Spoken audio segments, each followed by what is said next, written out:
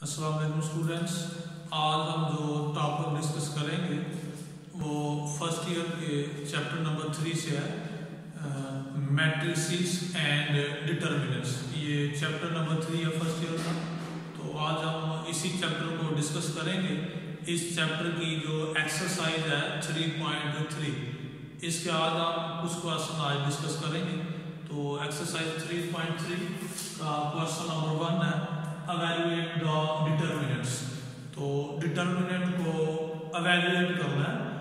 evaluate का मतलब है इसे हमने expand करके लिखना है। तो आज हम ये सीखेंगे कि हम 3/3 के डिटर्मिनेंट को किस तरह expand करके लिख सकते हैं या किस तरह इसे ओपन करते हैं। तो 3/3 का डिटर्मिनेंट है, इसे हम रो 1 से expand कर सकते हैं। तो इधर हम इसे रो 1 से expand करेंगे। तो expand from R1, तो इसे हम R1 से एक्सपैंड कर सकते हैं। एक्सपैंड फ्रॉम R1, यानी इसकी फर्स्ट रो से हम इसे एक्सपैंड करेंगे। तो फर्स्ट रो का फर्स्ट एलिमेंट 5, इस नेक्स्ट अब ये जो 5 है इस रो 1 से एक्सपैंड करेंगे। तो इस रो से नीचे वाला कॉलम खत्म और ये सामने वाला रो खत्म। बाकी जो नंबर है वो लिख लेंगे -1, -3, 1 और 2। इसके बाद फिर माइनस फार्मूले का। इसके बाद फर्स्ट रो का सेकंड एलिमेंट -2 ये लिख लेंगे। अब इससे नीचे वाला कॉलम खत्म और सामने वाला रो खत्म। तो 3 -3 3 -2 और +2 ऐसे लिख लेंगे। इससे नेक्स्ट प्लस, फिर आगे फर्स्ट रो का थर्ड एलिमेंट -4 ये लिख लेंगे। अब इससे नीचे वाला कॉलम खत्म और सामने वाला रो खत्म। 3 -1 3 -1 -2 और +1 ऐसे लिख लेंगे। तो इसे हमने रो 1 से एक्सपैंड कर दिया। अब इसे नेक्स्ट सिंपलीफाई करेंगे। 5 आ गया। अब ये 2/2 का डिटर्मिनेंट्स है। तो हम जानते हैं 2/2 के डिटर्मिनेंट को कैसे ओपन करेंगे। इसे हम क्रॉस मल्टीप्लाई करेंगे, इस नंबर को इसके साथ और इसे इसके साथ। जब 2 को -1 से मल्टीप्लाई करेंगे तो ये -2 आ जाएगा। फिर आगे माइनस लिखेंगे और अब इस 1 को इस -3 से मल्टीप्लाई करेंगे। तो 1 को -3 से मल्टीप्लाई करेंगे तो -3 आ जाएगा। अब ये माइनस और ये माइनस मल्टीप्लाई होकर +3 आ जाएगा। तो ऐसे लिख लेंगे। इससे नेक्स्ट ये माइनस और माइनस मल्टीप्लाई होंगे तो +2 आ जाएगा। इससे नेक्स्ट फिर से क्रॉस मल्टीप्लाई करेंगे, इस नंबर को इसके साथ और इसे इसके साथ। 3 to 6 मल्टीप्लाई करेंगे तो 6 आ जाएगा। फिर आगे माइनस फार्मूले का। अब ये 2 को 3 से मल्टीप्लाई करेंगे तो 2 3 6, तो माइनस और माइनस प्लस ये -6 आ जाएगा। फिर इससे नेक्स्ट -4, फिर इसे ओपन करेंगे क्रॉस मल्टीप्लाई। इसे मल्टीप्लाई करेंगे तो 3, फिर माइनस फार्मूले का।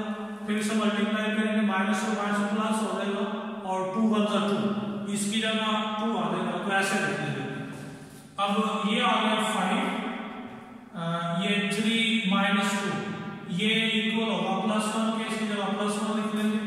फिर आगे +2, ये 6 -6 ये 0 के इक्वल होगा, 0 लिख लेंगे।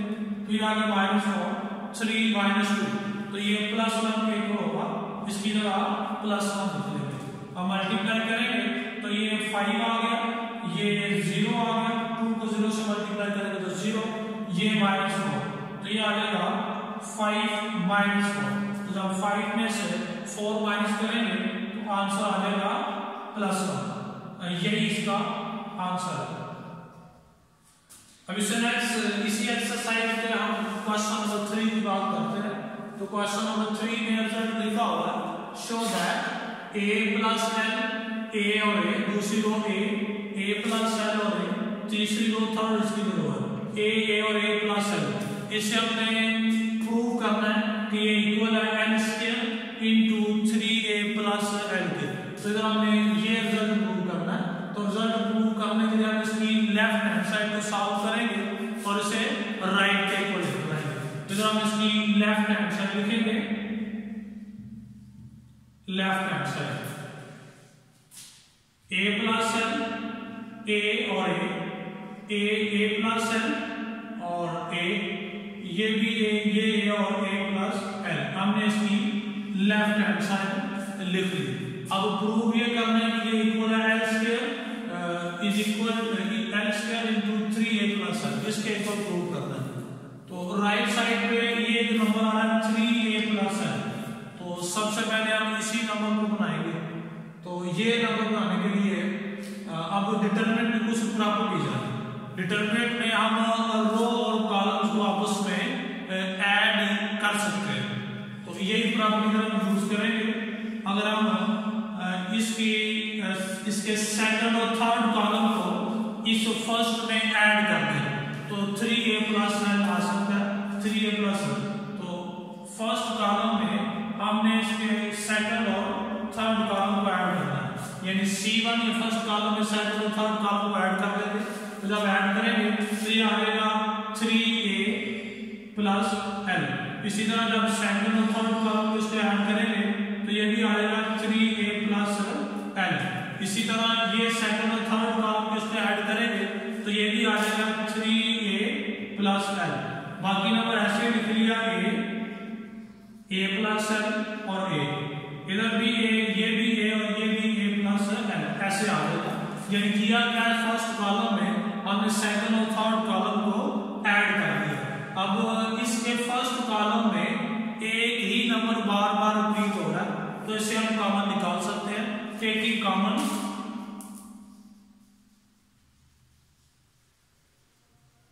Taking common 3a plus L from C1, first column से इसे कॉमन निकालेंगे। जब कॉमन निकालेंगे तो 3a प्लस एल आ जाएगा। अब इसका जो फर्स्ट कॉलम है इसकी जगह 1 आ जाएगा, इधर 3a प्लस एल को कॉमन निकाल दिया। बाकी इसका जो सेकंड कॉलम है a आ गया, ये a प्लस एल आ गया, ये भी a आ गया, ये a और a प्लस एल। तो अब ये डिटरमिनेंट की फॉर्म में आ गया, तो 3a प्लस एल आ गया। अब एल स्क्वायर बनाना है, अब एल स्क्वायर बनाना है तो ये जो डिटरमिनेंट है 3/3 का, इससे हम रो 1 से एक्सपेंड भी कर सकते हैं, या इसके हमें ये भी प्रॉपर्टी पड़ी है कि डिटरमिनेंट में हम रो या कॉलम को आपस में ऐड या सब्ट्रैक्ट कर सकते हैं। तो आप इसका फर्स्ट नंबर 1 है, अगर इसके नीचे हम इधर और इधर 0 बनाना चाहें तो ये रो 2 है, अगर रो 2 में से हम रो 1 को माइनस कर दें तो इधर 0 बन सकता है। इसी तरह रो 3 है, रो 3 में से तो आप रो 1 को माइनस करें तो इधर भी 0 बन सकता है। तो इसे हम इस तरह लिख सकते हैं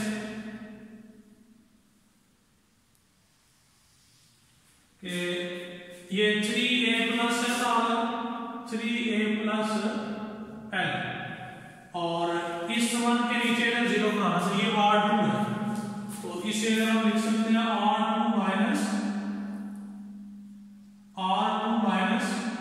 R1, यानी सेकंड रो में से फर्स्ट को माइनस करो।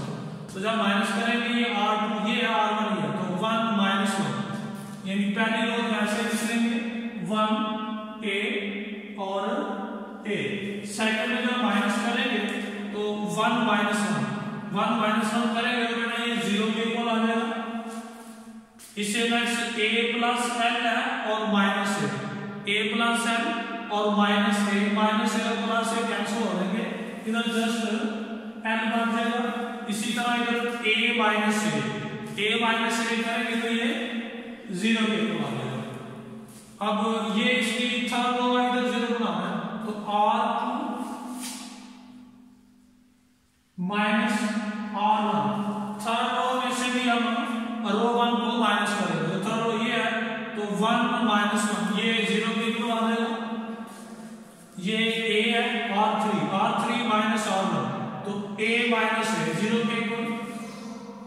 इसी तरह ये इसका थर्ड एलिमेंट है a plus L minus a, यानी R3 a प्लस एल ये वाला एलिमेंट और माइनस a, रो 1 का माइनस है, तो ये a से कैंसिल हो जाएगा, पीछे का बच गया, तो इसकी जगह हम एल लिख सकते हैं। अब ये इस तरह डिटरमिनेंट बन गया, तो अब 3a अब रिजल्ट ये रहेगा ना एल स्क्वायर, तो इसे हम रो 1 से एक्सपेंड कर सकते हैं। यहाँ इसकी आपने एक प्रॉपर्टी पढ़ी हुई है अपर ट्राइंगल प्रॉपर्टी, अगर डिटरमिनेंट में ये अपर ट्राइंगल या लोअर ट्राइंगल कोई भी ट्राइंगल बनी हो तो इसके ऊपर डाउनवर्ड का एलिमेंट को मल्टीप्लाई कर सकते हैं। तो यहाँ अगर इसे रो 1 से एक्सपेंड करें तो रो 1 से एक्सपेंड कर सकते हैं। अगर इसे फिर हम एक्सपेंड करें from R1, expand from R1 से इसे हम ओपन कर दें तो 3a प्लस n लिख लिया, और इसे हम रो 1 से एक्सपेंड करेंगे, पहली रो का पहला नंबर 1 है। अब इससे नीचे वाला कॉलम में सामने वाला रो खत्म, l 0 0 और l आ जाएगा, फिर आगे माइनस, इसके बाद a है तो अब ये कॉलम और ये वाला रो खत्म, तो मल्टीप्लाई करेंगे तो सारा ही नंबर 0 आ जाएगा, इसकी जगह 0 लिख सकते हैं। फिर आगे प्लस फॉर्मूले का, फिर आगे a है, अब ये वाला कॉलम और ये वाला रो खत्म, मल्टीप्लाई करेंगे तो फिर ये 0 बनेगा, तो ये सारा ही 0 बनेगा, इसकी जगह ट्रेन का ऐसे लिख सकते हैं।